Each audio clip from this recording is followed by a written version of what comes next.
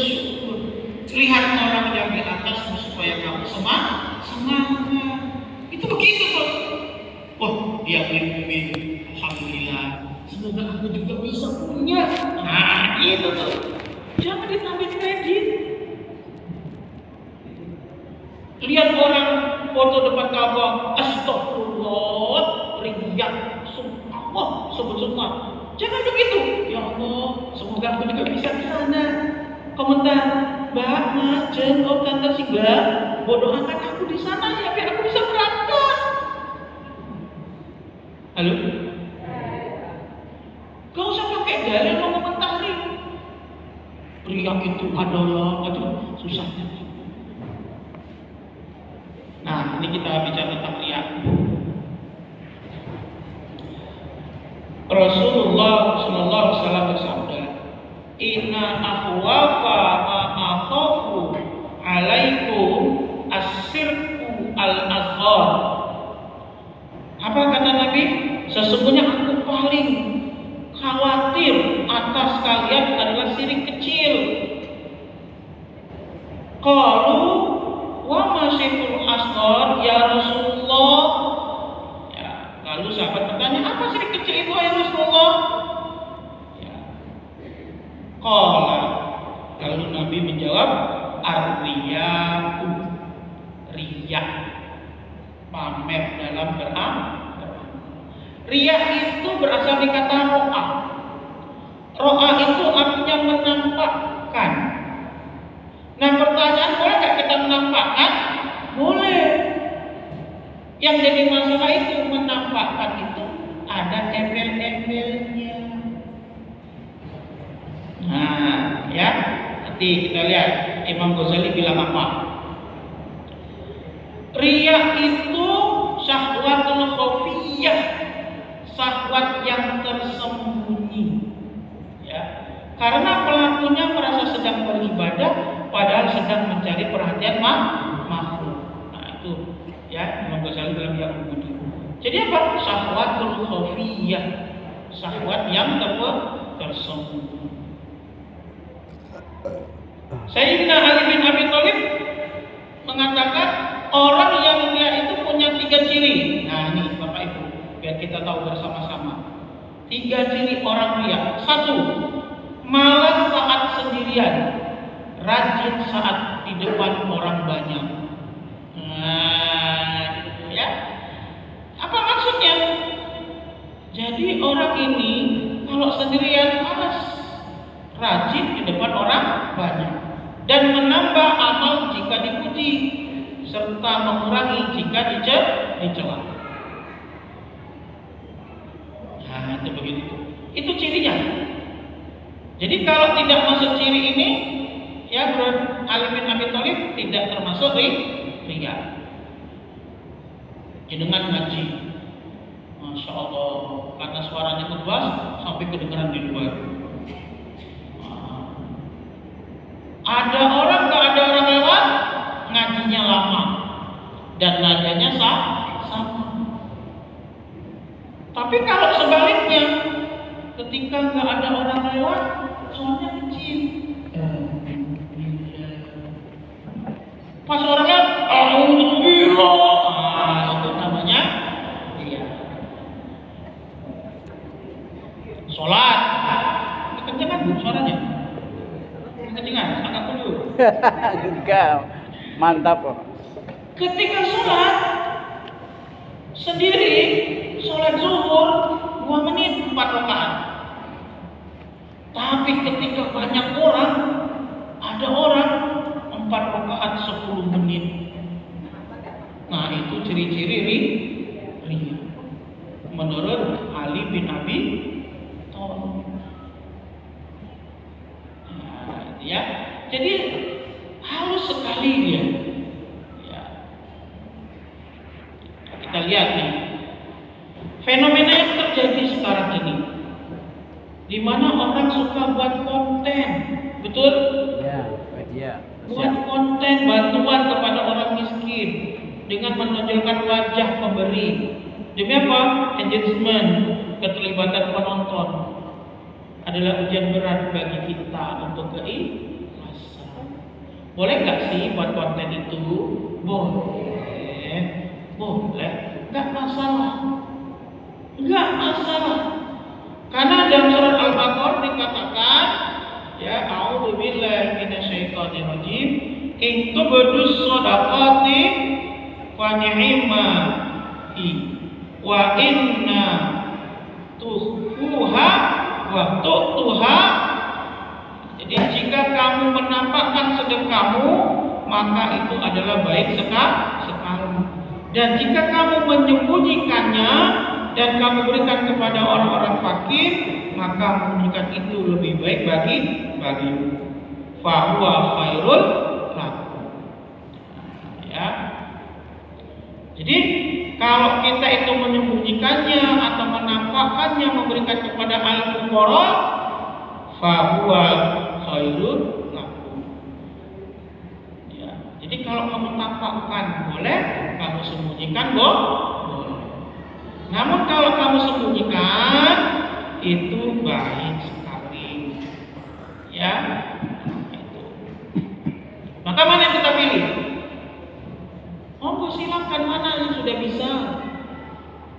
Kalau baru bisa menampakkan, bagus.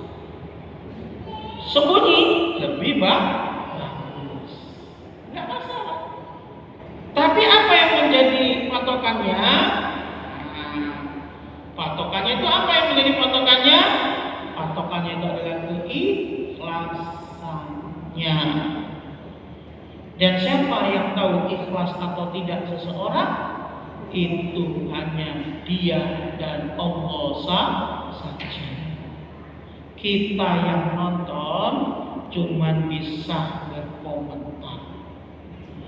Maka Pak Bu, kalau ada orang bersedekah kok ditampakkan, jangan dikomeni, tapi didoakan.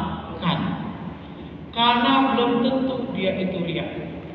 Bahkan para ulama menganjurkan bagi Anda semua yang termasuk orang-orang berpengaruh, apa? Berpengaruh, yang tindak tanduknya itu dicontoh oleh orang banyak. Kalau bahasa sekarang termasuk diantaranya influencer. Nah itu, ngomong kan berpengaruh ke influencer. Lalu kamu membuat kebaikan, ditampakkan, itu akan baik karena dicontoh oleh pengikutmu. Jadi Pak, jangan kalau tokoh di masyarakat nih yang disegani dan berwibawa, ketika beramal tampakkan biar diikutin orang. Begitu, ibu juga. Oh, teman-teman ibu tuh pokoknya ibu apa diikuti. Udah tampakkan biar diikuti. Jadi jangan pakai ditutupi. Kenapa? Orang saat itu ingin melihat apa yang kita lakukan. Bahkan di zaman sekarang ini Bapak Ibu, para asatid itu diharapkan punya sosial media.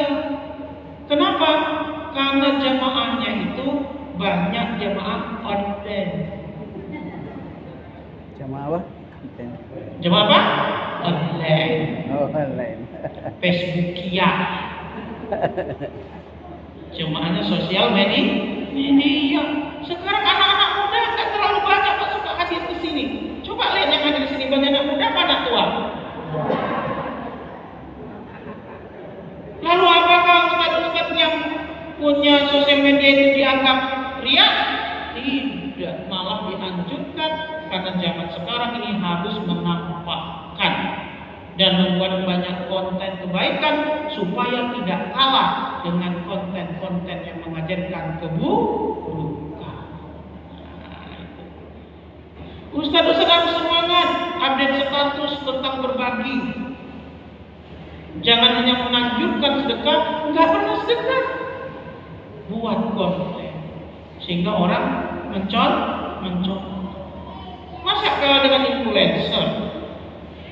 Coba Pak, influencer kemarin kan ada yang mengagetkan Pak, sehari bisa kumpulkan uang 15 miliar Pak, sehari. Untuk bantu apa? Sumatera. Satu orang. Lalu disusul oleh yang lain buat juga donasi oleh influencer-influencer yang lain sehingga dana yang terkumpul dari influencer lebih banyak dari pemerintah di awal-awal bencana. Apakah itu niat mereka yang akan dinilai oleh Allah? Kita tidak perlu menilai, ya. Cukup menasehati. Nah, itu ya. Nah, kemudian yang ketiga itu sombong. Ini saya harus sering lihat HP, Pak, karena jam di sana berbeda. Di sana baru jam 9, Pak. Ya kan? Selanjutnya adalah sombong. Kita sudah sering kok dengan kata-kata sombong ini. Kata Nabi, la yadkhulul jannah man kana fi qalbihi mithqal dzarrah min kibrin. Tidak akan masuk surga orang yang di hatinya ada kesombongan sebesar biji sawi. Hadis riwayat Muslim. Jadi sombong itu apa? Batarul haq wa ghamtun nas. Menolak kebenaran dan meremehkan manusia. Itu katanya. Jadi sombong itu ada kebenaran ditolak, nggak mau dia. Itu sombong. Sombong apa? Sombong kepada aturan Allah. Kemudian apa? Ghamtun nas, meremehkan manusia. Jadi kalau kita sudah merendahkan orang, itu sudah sombong. Kalau itu sudah terjadi, tidak akan bisa masuk surga sebelum kesombongan itu hilang. Dan kesombongan ini mudah nggak Pak munculnya? Sombong itu mudah sekali kalau nggak hati-hati. Kalimatnya ringan. Emang kamu siapa? Ringan nggak? Pendek nggak tuh? Tapi itu mewakili kesombongan. Emang pantas? Ini pendek, tapi kesombongan. Apa? Kalimatnya itu cuma satu kata apa? Tapi ekspresinya itu gede. Pernah Bu lihatnya kayak gitu? Kurang. Itu pendek tapi meremehkan orang. Biasanya ibu-ibu ya. Anak kemarin sore, latihan kan subuh, dia sore. Itu kesombongan. Apalagi mohon maaf Bapak Ibu yang namanya gelar-gelar ini, baik gelar bangsawan maupun gelar secara intelektual. Masya Allah, kalau nggak siap-siap ini, yang haji kalau nggak dipanggil hajinya nggak noleh. Pak Budi pura-pura nggak dengar. Pak Budi nggak mau dengar. Kayak Haji Budi Jaya Putra. Masya Allah, na'udzubillahi min. Maka untuk itu ya, bahwa semua ilmu dan kedudukan hanyalah titipan. Ini yang harus diingat. Apa yang kita miliki itu titipan. Kenapa? Kita terhindar dari kesombongan. Ya, tinggal 8 menit lagi Bapak Ibu. Nah, terakhir ini aja terakhir. Ghibah dan namimah. Ghibah itu apa menurut Imam Nawawi? Al-ghibah zikrul mar'i. Ghibah itu adalah menyebut tentang seseorang hal-hal yang tidak ia sukai. Baik itu berkaitan dengan tubuhnya, agamanya, dunianya, dirinya, bentuk fisik, akhlaknya, hartanya, anaknya, istrinya, pembantunya, pakaiannya, gerak-geriknya, cara bicaranya, ekspresinya, atau hal lain yang berkaitan dengannya, baik engkau menyebutkan dengan ucapan atau dengan isyarat dan simbol. Itu ghibah. Jenengan lihat lagi duduk dengan orang, teman-teman banyak, terus ada orang datang, jenengan nggak ngucap, tapi face mukanya tuh dilihat tuh oleh teman yang Itu menandakan ada apa aja. Isyarat jadi gimana? Jadi bukan hanya ucapan yang tidak disukai, face muka kita pun menurut Imam Nawawi di dalam kitab Al-Azkar itu bisa jadi ghibah. Ghibah itu apa? Sesuatu yang tidak disukai oleh orang, yang kita bicarakan, yang kita simpulkan, yang kita ekspresikan. Nah, maka hati-hati, itu ghibah. Kalau fitnah gimana? Fitnah itu kita menceritakan sesuatu tentang orang, tapi orang itu tidak melakukan. Itu namanya fitnah. Kalau dia melakukan dan orang tidak suka, itu namanya ghibah. Ya. Jadi menurut Ibnu Hajar yang mengatakan bahwa pendapat yang lebih tepat dalam masalah ini terkait dengan ghibah dan namimah itu memiliki kesamaan, yaitu tidak disukai oleh orang tersebut. Kalau namimah itu menceritakan kejelekan seseorang dengan niat merusak hubungan, baik orang yang bicara dan mengetahui atau tidak. Jadi kalau jenengan menceritakan tentang keburukan orang dicampur dengan niat supaya orang itu mendapatkan keburukan, itu namanya namimah. Tapi kalau jenengan cuma menceritakan saja, mengekspresikan saja, tapi tidak punya niat untuk merusak orang tersebut, itu namanya ghibah. Cuma cerita doang. Jeng tetangga kita tuh baru beli mobil loh.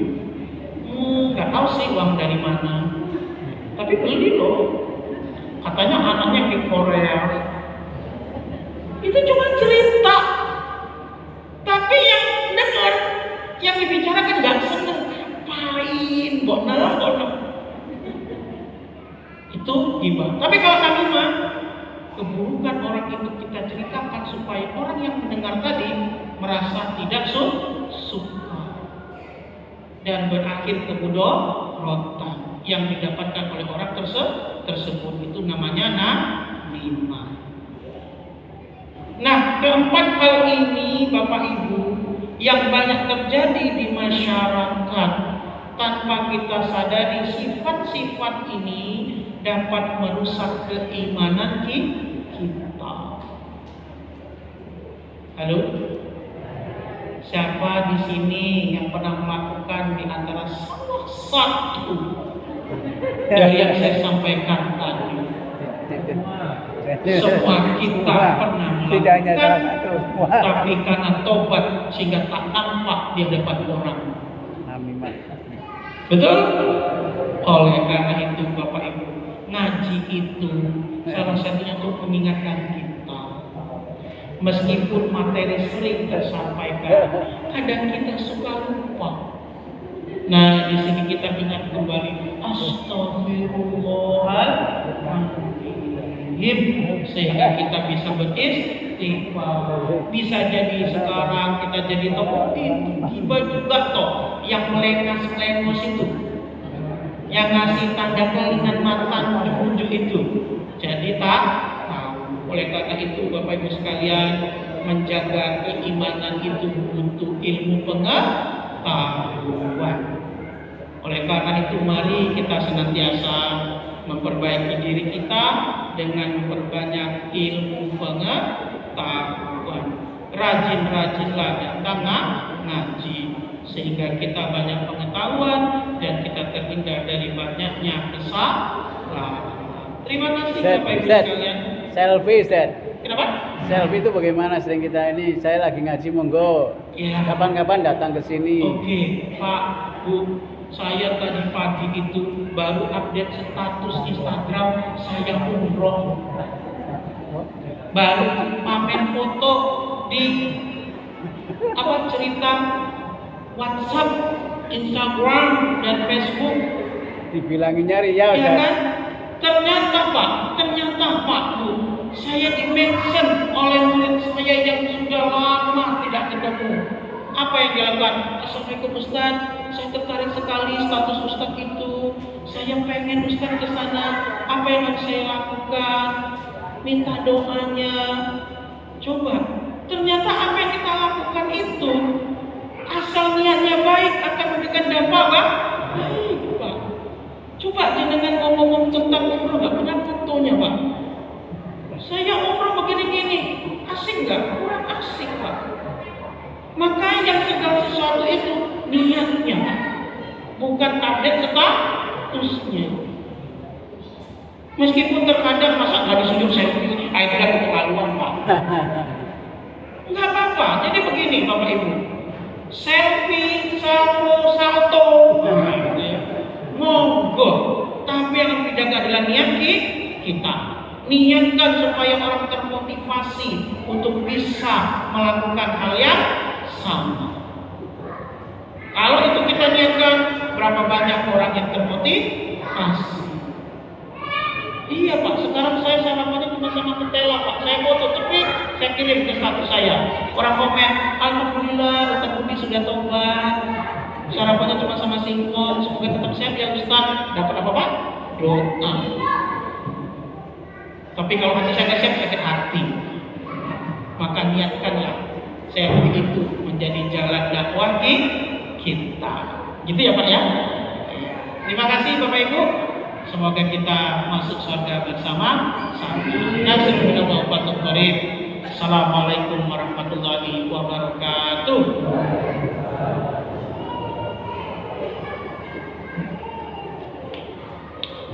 Jazakumullah khairan katsira kepada Ustaz Budi Jaya Putra atas kajiannya pada sore hari ini. Semoga apa yang beliau sampaikan dapat kita laksanakan dalam kehidupan sehari-hari. Marilah kita akhiri kajian kita dengan membaca hamdalah dan doa kafaratul majelis bersama-sama.